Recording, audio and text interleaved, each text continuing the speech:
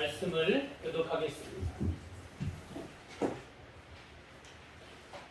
아브라함 때 첫 흉년이 들었더니 그 땅에 또 흉년이 들매 이삭이 그랄로 가서 블레셋 왕 아비멜렉에게 이르렀더니 여호와께서 이스라엘에 나가는 것이에 내보라 내려가지고 내가 내게 지시한 땅에 이 땅에 거류하면 내가 너와 함께 있어 내게 복을 주고 내가 이 모든 땅을 너와 내 자손에게 주리라.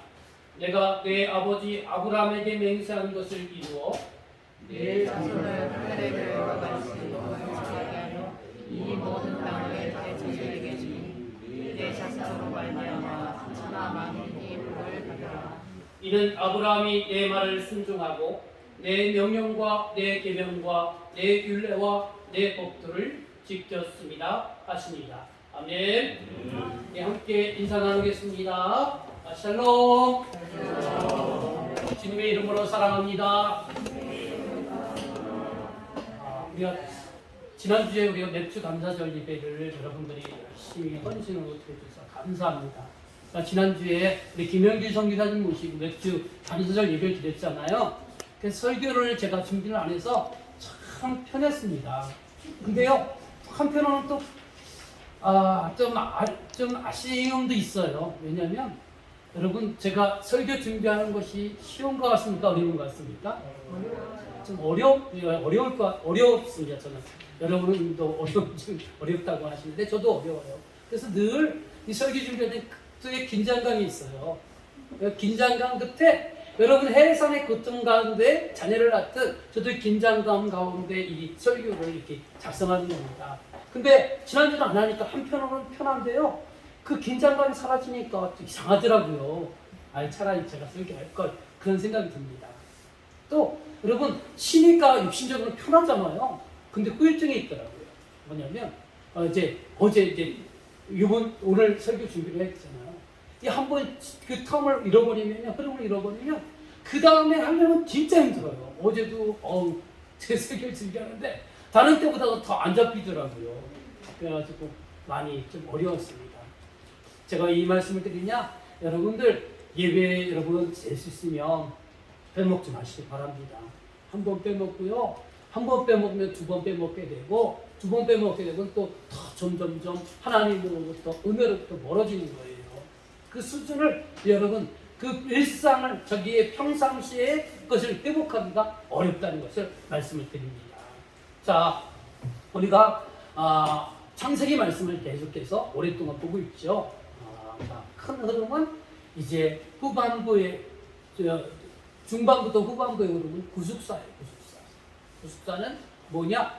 아담이 범죄로 타락한 세상, 그 세상을 하나님께서 다시 복구시켜서 이 땅에 하나님 나라를 세워가는 것이 구속사라는 거예요. 그래서 구속사의 특징이 뭐냐? 하나님은 이 땅에 하나님 나라 회복을 위해서 누구를 택하셨느냐? 바로 현재적으로는 여러분을 택하셨다는 거예요. 예수 그리스도를 믿고 영접한 저와 여러분을 택하셔서 여러분을 통하여 여러분 이 하나님의 나라를 회복하길 원하신다는 사실입니다. 그러니까 여러분들이 하나님의 입장에서 보면 여러분들이 얼마나 소중한 존재입니까? 그죠? 여러분 귀중한 존재예요. 여러분들이 하나님께서 그 많은 사람 중에서 나를 택해서 나를 통해서 이 땅에 하나님 나라를 세워가고자 하는 그런 하나님의 기대가 있다는 것을 생각하시고 여러분 하루를 살더라도 열정적으로 사시고요. 또 하나님 앞에 구별된 삶을 사시고요. 또 여러분들 또 여유 있는 사람이 되시고 또 여러분 기쁨의 사람이 되시고 웃음의 사람이 되셔서 또 여러분 능력도 함께 갖고 계셔서 그것을 잘 쌓아서 뭐냐? 우리 하나님 나라를 세워가는 사람들은요, 나를 세워가지고 그것을 남한테 주는 사람이에요. 그래서 하나님 나라를 세워가는 사람이라는 겁니다. 여러분이 현재적 이치가 바로 그런 이치에 있습니다. 여러분들이 그런 마음을 품으시고요, 열심히 나는 이 땅에 하나님을 대신하는 사람이고 이 땅에 나는 하나님 나라를 세워가는 사람이다, 이렇게 생각하시고요. 여러분 얼굴을 찡그리지 마시고 얼굴을 활짝 펴시고 또 언제나 여유 있는 마음을 가지시고 또 부정적이고 어둡고 또 슬프고 우울한 생각들 떨쳐버리세요. 그런 마음 가지시면요, 절대로 하나님 나라를 여러분들이 세워갈 수 없고요, 다른 사람에게 선한 영향력을 끼칠 수가 없다는 사실. 어둠은요, 점점 더 어둠으로 더 깊어진다는 사실. 여러분이 우울하고 슬프고 낙심하고 절망하고 짜증나고 그런 여러분이 마음이 있다면요, 그건 하나님 나라의 건설자로서의 사명이 삶으로서 마땅치 않은 거예요. 자, 오늘 말씀으로 돌아갑니다. 오늘은 말씀의 순종함으로 이어지는 구속사, 이런 주제를 가지고 오늘 말씀을 살펴보고자 합니다. 먼저 질문을 하겠습니다. 여러분 주보를 갖고 계시죠? 주보를 보시기 바랍니다. 자, 질문. 이삭이 머물고 있는 땅에 무엇이 찾아왔습니까? 또 이삭이 이주한 곳은 어느 곳이었습니까? 창세기 26장 1절 말씀입니다. 자, 읽겠습니다. 시작.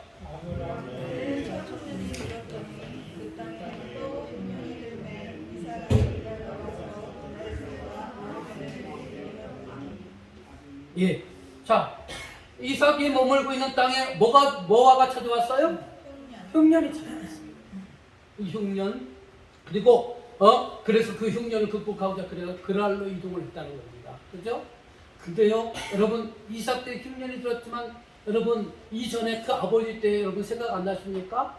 아브라함이요, 저 소명을 받고 하란에서 75세 때에 소명을 받고 하란에서 가나안 땅으로 이사를 가잖아요. 그리고 그곳에서 하나님의 계획을 고대하며 살다가 흉년이 찾아왔어요. 그렇죠? 흉년이 찾아왔는데 또 이삭 때도 똑같이 흉년이 찾아왔다는 거예요. 흉년이 찾아왔다는 건 뭡니까? 당장 먹을거리가 없어 끊어졌다. 먹을거리가 끊어지니까 우리에게 뭐가 찾아옵니까?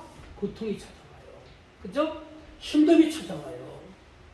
그리고 얘가 이 먹을 것이 끊어져서 고통스럽고 배고프고, 또 그것도 우리가 또 집안의 가장들은 어떻습니까?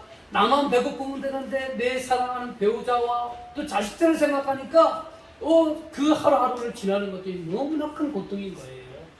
그래서 어떻게 하느냐? 궁여지책으로 저 여기서 머물러 있으면 굶어 죽을 것 같으니까 식량 있는 곳으로 찾아가는 거예요. 그것이 사람의 본능인 겁니다. 우리 속담에도 있잖아요. 예? 3일 뭐 굶으면 이웃집 담을 넘는다는 그런 속담도 있잖아요. 그죠? 그러니까 너무나도 이제 굶주리니까 살 길을 찾아 이동해야 되는 거예요.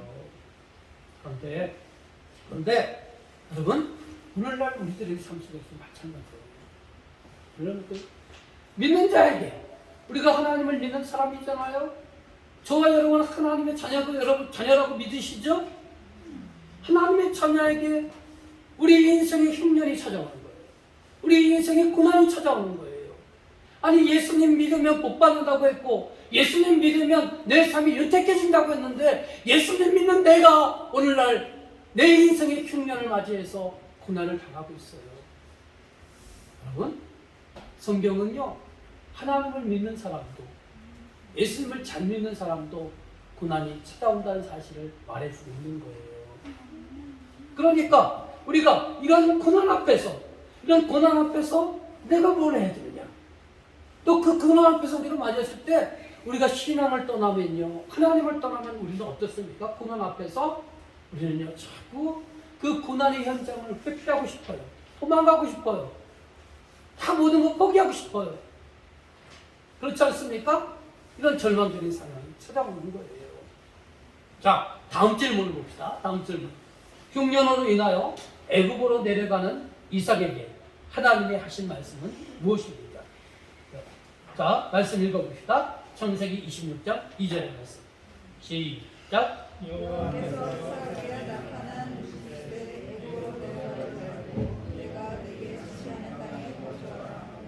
예, 하나님의 말씀은 뭡니까? 예? 지금은 이삭의 흉년이 찾아와서 식량을 찾아서 지금 애굽으로 향하고 있는 거예요. 그러기 위해서 그랄 땅에 지금 머물러 있는 이주를 한 것이죠. 그리고 좀 더 지나면 밑으로 가면 애굽 최종 목적지가 애굽이에요. 그 애굽에는 뭐가 있습니까? 그 애굽은 부유한 나라가 식량이 있는 거예요. 그래서 식량을 찾아 이삭과 그의 가족은요, 식량을 찾아 애굽으로 향하고 있는데, 하나님이 말씀하시기를, 찾아와서 말씀하시기를 너 애굽으로 가지 말라는 거예요. 네? 그리고 내가 지시한 땅으로 가라는 거예요. 하나님, 당장 굶어 죽겠는데 내가 당장 이 현실의 고난 때문에 모든 걸 다 포기하고 절망하고 그냥 떠나버리고 싶은데 하나님 떠나지 말라는 거예요. 내가 지시하시는 곳으로 가라는 거예요. 이것은 무엇입니까? 하나님이 오늘 우리에게 이렇게 질문하고 있는 거예요. 그래, 우리가 이 먹을 거, 이 흉년을 해서 배고픈 거 힘들어. 또 인생의 여러 가지 문제 때문에 힘들어. 그죠? 우리가 직장 생활할 때 얼마나 여러분 힘듭니까? 피곤한 몸도 이끌고 출근을 해야 되고, 아빠도 출근을 해야 되고, 출근해서는 또 어떻습니까? 또 상사들의 눈치를 봐야 되고, 또 하루에 정해진 그 시간을 피곤하도 힘들고 아빠도 그 시간을 버텨야 그것이 쌓여서 월급 타고 그 월급으로 또 가정의 생활을 영위하고 그렇지 않습니까? 또 그러면서 여러 가지 갈등을 또 일으키지 않습니까? 가정에서는 어떻습니까? 우리가 가정에서 또 배우자와 서로 마음이 맞고 뜻이 맞고 생각이 맞아서 늘 행복 속에 기쁨 속에 살아가야 되는데 현실은 그렇지 않아요.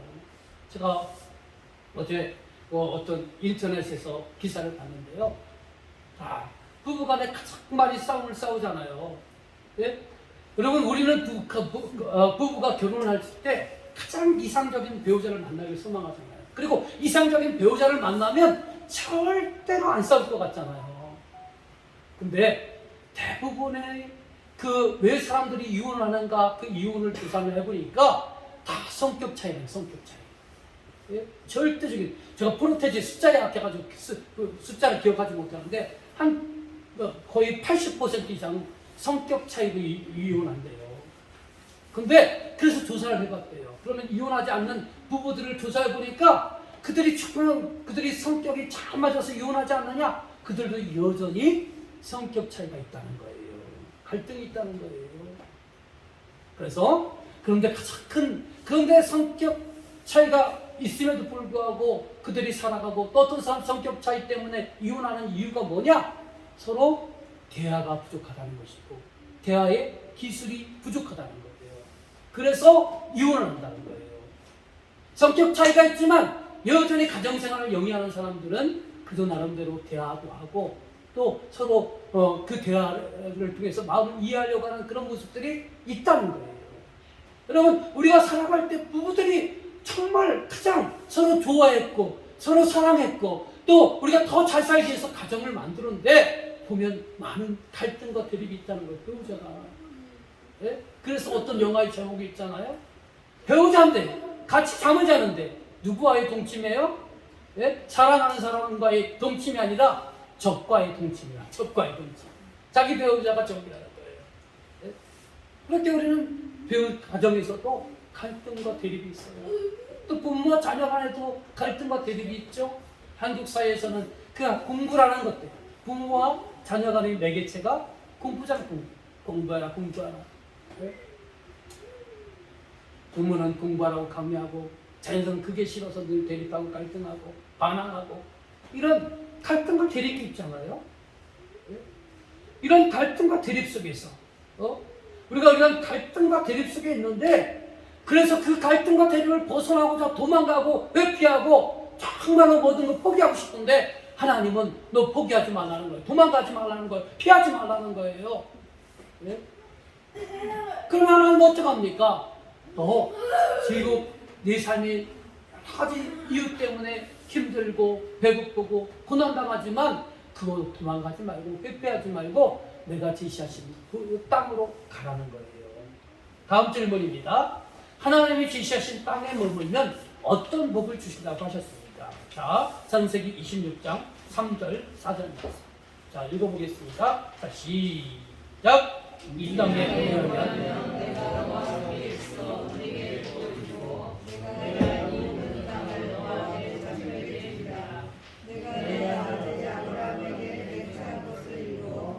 내 자손을 하늘의 별과 같이 번성하게 하며 이 모든 땅을 내 집사에게 주리니 내 자손으로 말미암아 천하 만민이 복을 받으리라.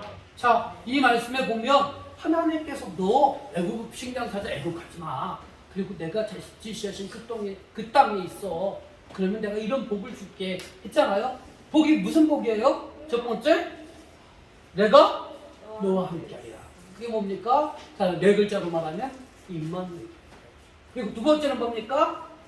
내게 이 모든 땅을 너와 내 자손에게 주겠다. 땅에 약속을 하죠. 땅을 주겠다는 약속이에요.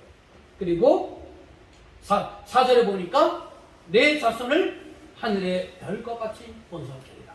자손의 번성의 약속을 하는 거예요. 여러분, 땅과 자손의 약속은요, 이삭 이전에 누구에게 한 약속이에요? 아브라함에게 한 약속이에요. 자, 그리고요, 여기 잘 보면요, 여기 3절 끝에 보면은 이렇게 써요. 이렇게 써 있어요. 내가 내 아버지 아브라함에게 맹세한 것을 이루고, 아버지에게 약속을 했다는 것이죠. 여러분, 하나님은 이삭과의 약속을 통해서 결국 누구와 연결을 시키냐면 아브라함의 언약과 연결을 시키고 있는 겁니다. 이것은 뭐냐? 바로 구속사에 나타나고 있는 거예요. 내 아버지 아브라함 때 땅과 자손의 약속을 했지 않느냐? 그죠? 그리고 그런 땅과 왜 네 아버지에게 땅과 자손의 약속을 했는 줄 아느냐? 세상이 자꾸 점점 타락해가고 많은 사람들이 마귀사들의 하수인이 되고, 그래서 하나님의 창조, 이 땅을 창조한 것은 하나님인데 하나님의 뜻과는 정반대되는 길을 가고 있다는 거예요. 그래서 내가 너무나도 가슴이 아파서, 내가 너를 택해서 내게 땅을 줄 것이고 내게 자손의 복을 줄 것이고 내 삶의 부유함을 줄 것이고 그렇게 내 모든 삶을 보장해 줄 테니까 너 대신 내일 좀 해달라는 거예요. 그래서 저 악하고 타락한 저 세상 속에서 내가 내 뜻을 이루어 많은 사람들에게 내 뜻을 전하고 타락했던 세상을 다시 평화의 세상으로, 하나님의 세상으로 회복하는데 네가 좀 일주 좀 해달라. 그러한 이 의미에서 그 아버지 아브라함에게 땅과 자손의 약속을 했다는 것입니다. 그런데 그 아브라함은 어떻게 됐습니까? 그 가나안 땅도요 아직 얻지 못했고요, 자손도 아브라함과 사라 사이에 낳은 자녀는 이삭 하나밖에 없었어요. 그리고 죽었어요. 그런데 그 하나님의 약속은 아직 이루어지지 않았어요. 그 약속은 누구에게 지금 계승하고 있느냐? 이삭에게 약속을 하고 있는 거예요. 그래서 이렇게 하는 이유가 뭐냐? 여기 나와 있는 것처럼 아담의 타락으로 무너진 하나님의 꿈을 구속사의 임무를 통해서 회복하기를 원하신다는 거예요. 그래서 아담이 타락한 후에 아담의 자녀 가인과 아벨이 있었는데 아벨이 억울하게 죽잖아요. 그래서 하나님은 아벨 대신 셋을 또 자녀로 선물로 줬고요. 셋의 후예 중에 에노스라는 그 자손이 있었는데 그 에노스 때 어떤 일이 있었느냐? 여호와의 이름을 불렀더라.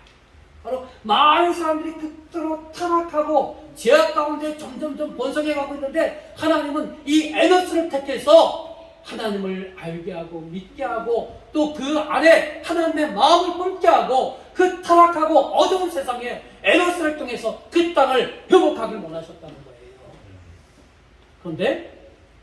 그런데 그러한 것들이 이루어지지 않고 또 세 사람은 점점 타락해 갔다는 거예요. 그래서 하나님께서는 노아를 택해서, 그래 하나님께서는 노아 시대에 홍수를 통해서 세상을 심판했고요, 다시 한번 노아를 통해서 하나님의 나라를, 하나님의 뜻이 펼쳐지는 세상을 하나님 다시 한번 꿈꾸게 하셨다는 거예요. 그런데 노아의 후손들도 점점점 번성해 가고요, 숫자가 늘어가니까 그들도 타락해서 하나님을 대적하는 바벨탑을 쌓았다는 거죠. 그리고 나서 하나님은 또 어떻게 했느냐? 그 바벨탑을 무너뜨리고 아브라함이라는 사람을 택해서 다시 한번 이 땅에 하나님 나라를 세워가기를 소망하셨다는 거예요. 그리고 그 아브라함이 아직 꿈을 이루지 못하니까 그의 자녀인, 약속의 자녀인 이삭을 택하셨다는 거예요.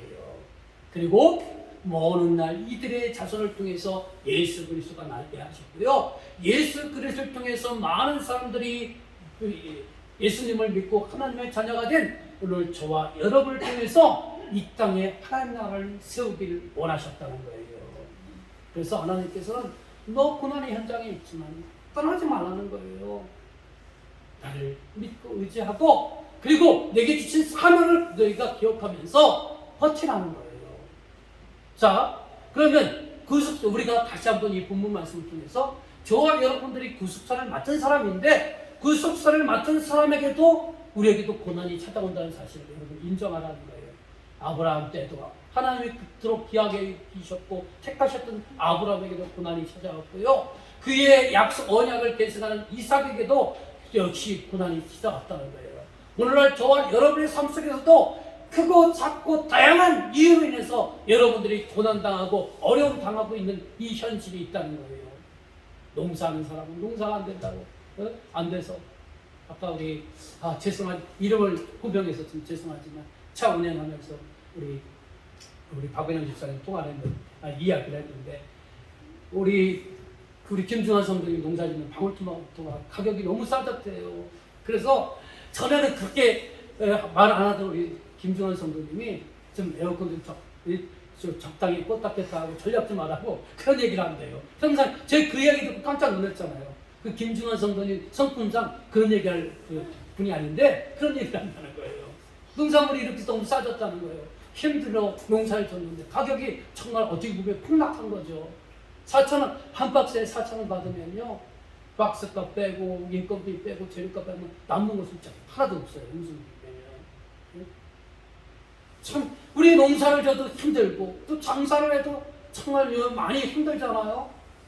남의 가게는 참 잘 되는 것 같은데 내 사업장은 늘 참 어려움이 있는 것 같고 겨우 한두 명으로 버티고 끙끙 들어갈 때 이런 고난의 현상이 있잖아요. 그렇죠? 우리 믿는 사람이 다 고난이 찾아있다는 거예요. 그 성경에서 아브라함 때, 이삭 때, 흉년도 찾아왔고요. 또 똑같이 아내를 누이로 속이는 그런 사건들이 있잖아요. 자, 또 그런데 하나님은요 그 고난을 회피하면 고난 속에서 또 도망가지 말라는 거예요. 왜냐하면 고난을 회피하면 도망가면 거기서 희망이 찾아올 줄 아는데 고난을 회피하고 도망가면요 또 다른 고난이 찾아오고요. 그 고난 속에서 수치를 당한다는 거예요. 이 아브라함 때, 이삭의 아버지 아브라함 때 이런 사건이 있었잖아요. 그들이 흉년이라는 그 고난을 맞이해서 애굽으로 도망갔잖아요. 근데 그때 어땠습니까? 자기 아내가 너무나 미인이다 보니까 자기 아내 때문에 자기가 죽을 것 같으니까 아내를 누이로 속이는 사건이 있었잖아요.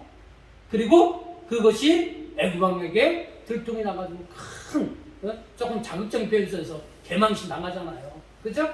이런 거예요. 우리들 삶에도 마찬가지예요.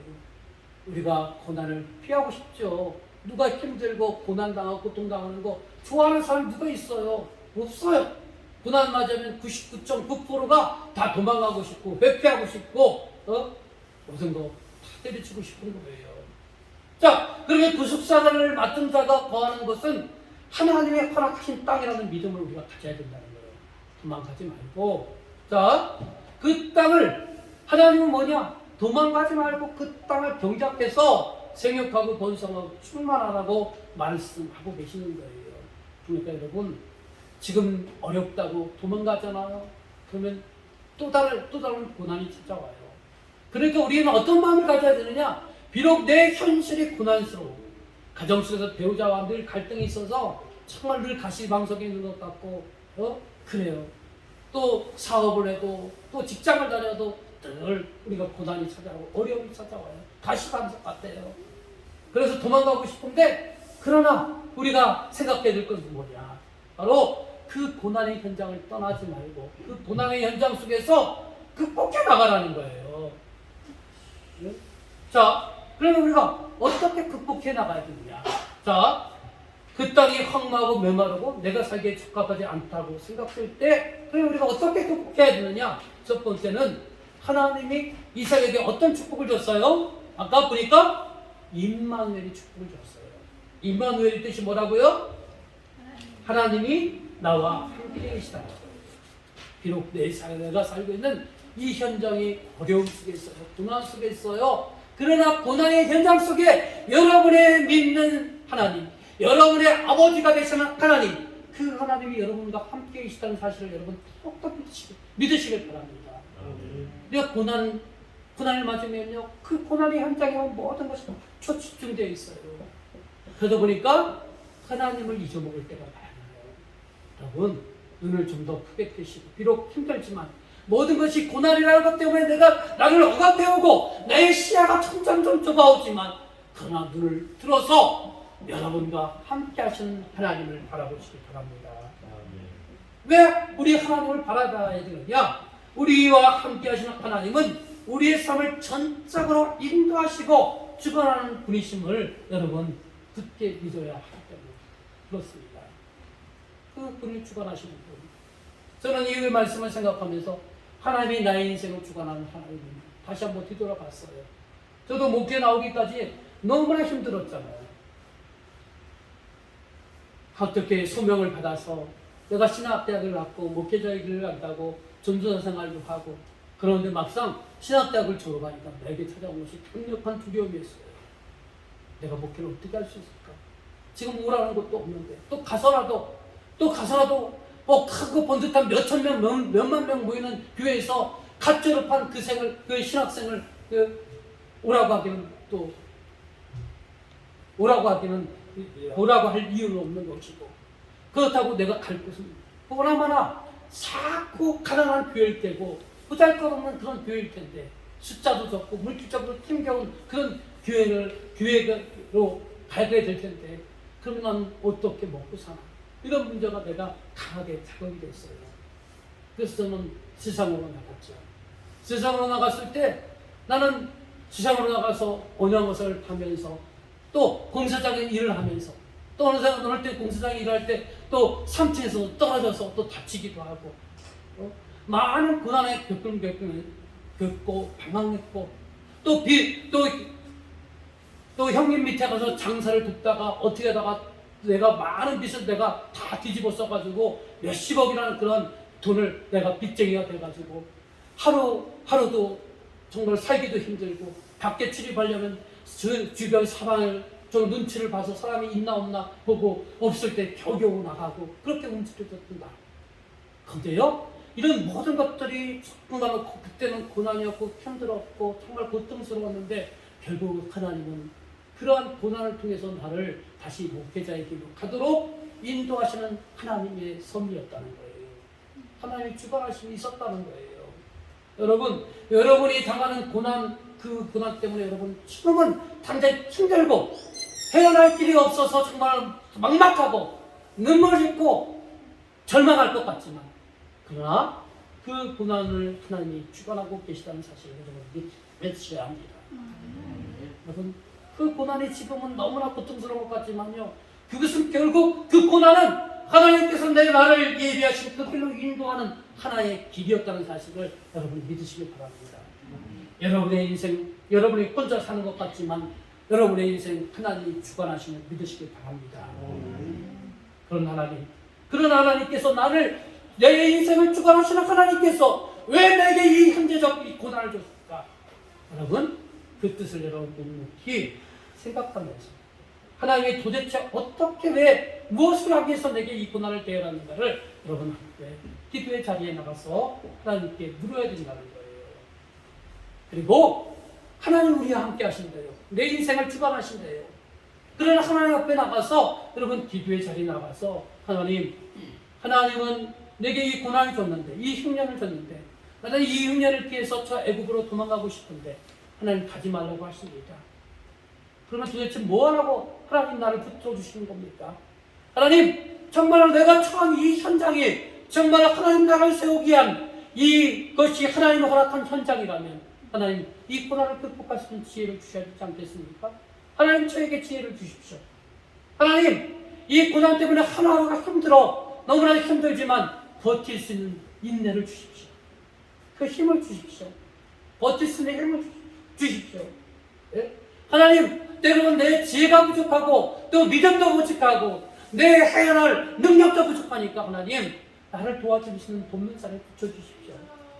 하나님 정말 이 현장을, 이 가정을, 이 교회를, 이 직장을, 이 사업장을 내게 허락한 거라면 그것을 통해서 하나님이 허락한 것을 통해서 하나님 나라를 세워가기를 원하신다면 하나님 저에게 정말 이 고난을 헤쳐나가고 또 극복할 수 있는 지혜를 주시고 믿음을 주시고 은혜를 주시고 돕는 자를 붙여달라고 여러분 간절히 기도하시길 바랍니다.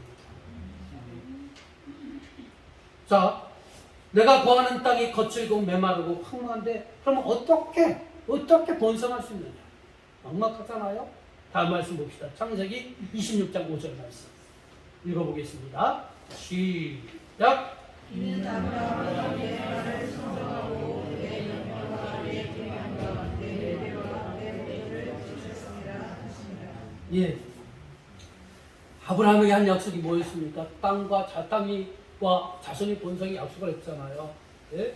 이 약속을 어떻게 이루어지느냐? 내 말을 순종하고 내 명령과 내 계명과 내 율례와 내 법도를 지켰다는 거예요. 그래서 이삭이라는 언약의 구속이 탄생했다는 거예요. 여러분 보면 내 말, 내 명령, 내 계명, 내 율례, 내 법도. 오늘날로 말하면 두 글자로 뭐라고 할 수 있어요? 하나님의 뭐예요? 말씀이잖아요. 말씀을 여러분이 순종하고 말씀을 하나님이 내게 주시는 말씀이 무엇인지 이 고난의 현장 속에서 하나님이 원하시는 뜻이 무엇인지 여러분 찾아야 되는 거예요. 그 뜻을 찾고요. 그 뜻을 찾으면 철저히 그 말씀대로 순종해야 되는 거예요. 여러분, 우리가 지금 목회자, 우리 목사님들과 몇 분의 목사님들과 저희 교회에서 성경 공부를 하는데 신명기 말씀을 함께 나누고 있어요. 핵심이 뭐냐? 네?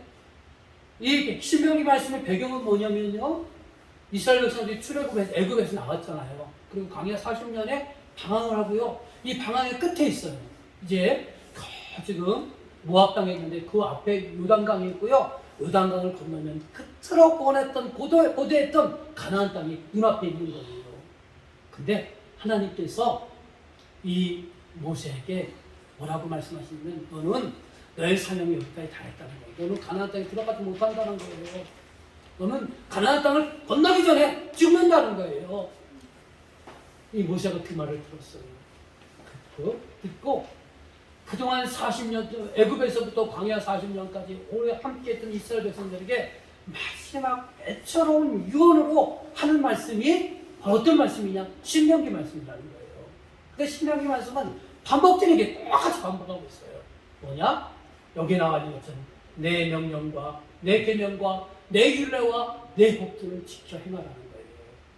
이 말씀을 네가 잊지 않도록 이마에 말씀을 펴게 하고 또 손목에 말씀을 넣고 또 집에 출입문에 그 문설주에 그 말씀을 기록하고 또 네가 앉아 있을 때나 누워 있을 때나 밖에 출입할 때나 이 말씀을 다 묵상하고 또 내 자녀들에게 가르치라는 거예요. 왜 이 말씀을 강조하는지 아십니까? 이 말씀을대로 너희들이 순종해야 이 가나안 땅에 들어가서 하나님의 풍성한 복을 누릴 수가 있다는 거예요. 네?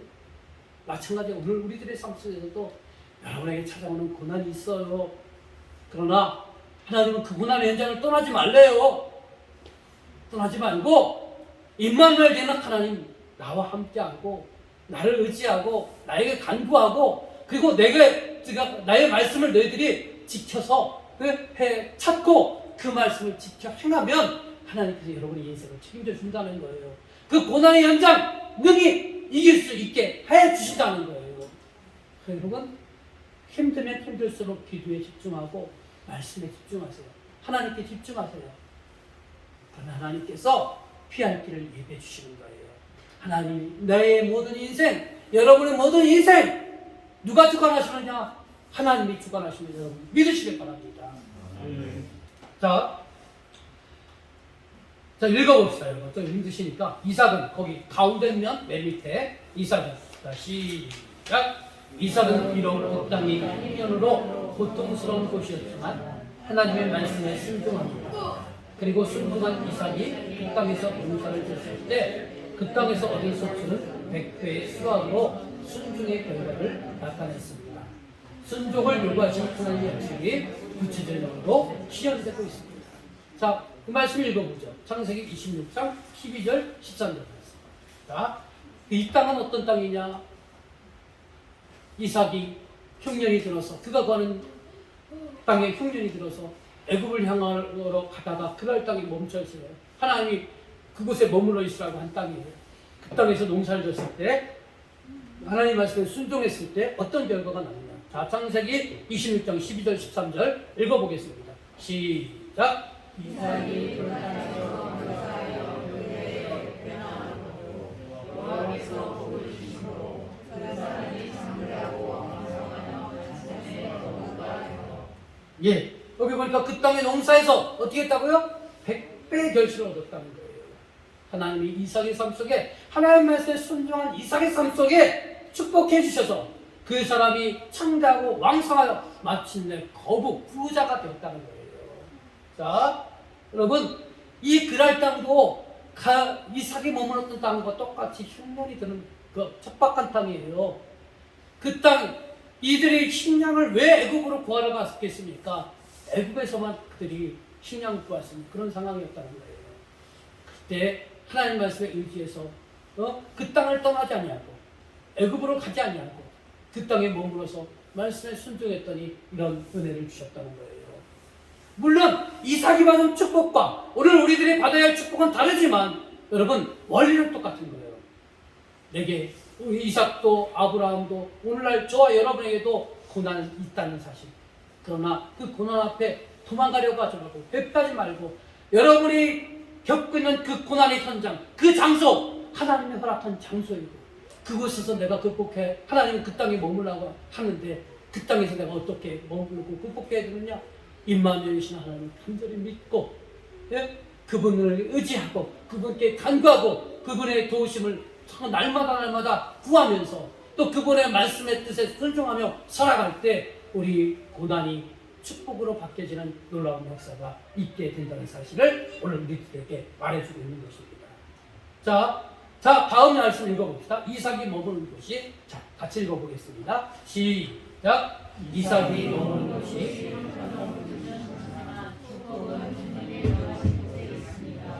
이삭은 하나님의 말씀에 순종함으로 큰 축복을 받았습니다.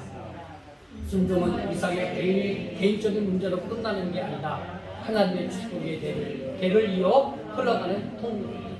여러분 이 말씀 속에 세 가지가 있어요. 축복의 주관자가 누구냐? 축복을 주시는 분이 누구예요? 하나님이라는 거예요. 하나님. 여러분 그런 하나님을 너무 소홀히 하지 않습니까? 그죠?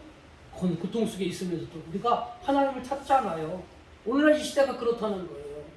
고난 찾아온 것, 재수 없어서, 운이 없어서 우리 믿는 자도 그런 얘기를 한다는 거예요. 그러나 고난 속에서 하나님 말씀하셔요. 응? 나를 찾으라는 거예요. 하여튼 축복의 주관자는 하나님이라는 거. 그리고 여러분 순종은 여러분 개인적인 문제로 끝나는 게 아니라는 거예요. 네? 순종은 하나님의 축복이 내 대해서 끝나는 것이 아니라 내 후손, 내 자식, 그 후손까지 이어지게 된다는 거예요.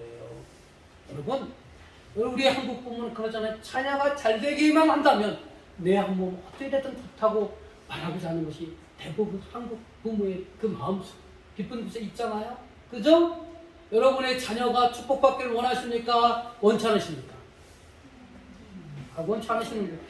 원치 않으십니까? 아이고, 하여튼 여러분 좀 대답을 해주셔야지. 여러분 자녀가 여러분의 또 그 손자가 축복받기를 여러분 원하십니까? 네. 원하시잖아요. 그렇죠? 이게 한국 부모의 심정이라니까요. 여러분 부끄러워서 대답 안 하신 줄 믿습니다. 네? 바로 그게 우리 부모의 우리의 마음이에요. 그러면 자녀가 잘 되려면 여러분 뭐라도 하지 않습니까? 하나님께서 뭐라고 하느냐? 여러분이 받는 축복이 여러분 안에서만 극한이 되는 게 아니라는 거예요. 여러분 안에서만 종료되는 게 아니라는 거예요. 여러분 징벌도 자손의 3, 4대까지 흘러간다고 하지만 축복도 자손의 3, 4대까지 흘러간다는 사실을 여러분 믿으시길 바랍니다. 그러니까 내가 얼마나 중요한 건가를 여러분 다시 한번 여러분 깨우치시길 바랍니다. 여러분 하나님 믿으면서 여러분 대충 믿지 마시고 하나님 모든 복의 주관자라고 제가 오늘 말씀을 통해서 배웠습니다. 내가 그런 하나님을 더 진실하게 믿고 또 또 그 하나님 앞에 헌신하고 충성해서 하나님의 복을 누리길 원합니다. 그 복이 흘러서 내 자식에게, 내 손자에게, 그 후손에게 흐르길 원합니다. 하나님, 내 부모는 가난의 유산을 나에게 물려줬지만, 하나님, 내 부모는 나에게 상처라는 한 유산을 물려줬지만, 하나님의 축복을 받아서 내 자녀들에게는 상처가 아닌 그들에게 정말로 화목하고 평안한 그러한 환경을 물려주기 원합니다. 내 부모는 내게 가난을 물려줬지만 내 자손, 내 그 후대에게는 물질적 풍요도 함께 물려주길 원합니다. 이러한 욕심, 거룩한 욕심을 가지시길 바랍니다. 그런데 입으로만 간구하지 마시고 진짜 축복의 주관 되신 하나님의 마음을 움직이시길 바랍니다.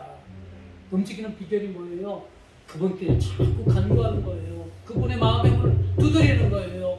그리고 그분의 뜻에 순종하는 거예요. 별 방법 없어요. 꾸준히 하시길 바랍니다. 자, 이삭의 형통을 주변 사람들은 어떤 반응이었습니까? 자, 아까 이게 다음 주에 할 말씀을 미리 조금 땡겨서 한 거예요. 거기서 100배의 수당을 얻으니까요. 그 사람들이 어떻게 했는지 주변 사람들이 시기했어요. 시기. 남이 잘 되면 내가 배가 아파요. 그죠? 미워의 시기예요. 그래서 다음 주 말씀에 보면 이삭이 우물을 파면요. 그 주변 그 사람들이 원주민들이 막 싸워요. 이 우물 내 거다 하면서 싸워요. 그러면 이삭이 또 다른 곳에 가서 우물을 파는데요. 그것을 또 물이 나와요. 근데 여러분, 이 우물을 파서 물이 나온다는 거 우리한테 쉬운 거잖아요. 근데 여러분, 물이 귀한 중동이에요. 예? 중동. 이스라엘 지역이에요. 팠는데 물이 안 나오는 게 여기선 상식이에요. 팠는데, 우물을 팠는데 물이 나왔어. 이건요, 기적이고 축복인 거예요. 이런 배경인 거예요. 근데 하여튼 사람들이 시기를 해요. 근데 반면에 시기하는 사람들이 많지만 이삭이 잘 된 거에 대해서 어떻게 생각하느냐? 저희 이삭의 등기에 이삭이 믿는 하나님인데 그 하나님이 이삭을 축복하니까 이런 놀라운 일들이 있었구나. 저 이삭을 믿는 그 하나님, 이삭을 믿는 하나님 나도 믿고 싶다. 그런 마음이 드는 사람도 있었다는 거예요.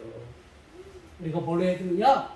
여러분이 있는 지금 이 현재가 고난이지만, 고난의 현장에 있을지 모르지만, 여러분 그 고난의 현장 속에서도 하나님을 임마누엘 계신 하나님을 간절히 찾고 그분께 열심히 간구하고 그분의 뜻을 찾아서 그분의 뜻에 내가 지금 어려워도 100% 순종할 때 여러분의 삶이 여러분 축복의 삶이 될 거예요. 성숙의 삶이 될 거예요.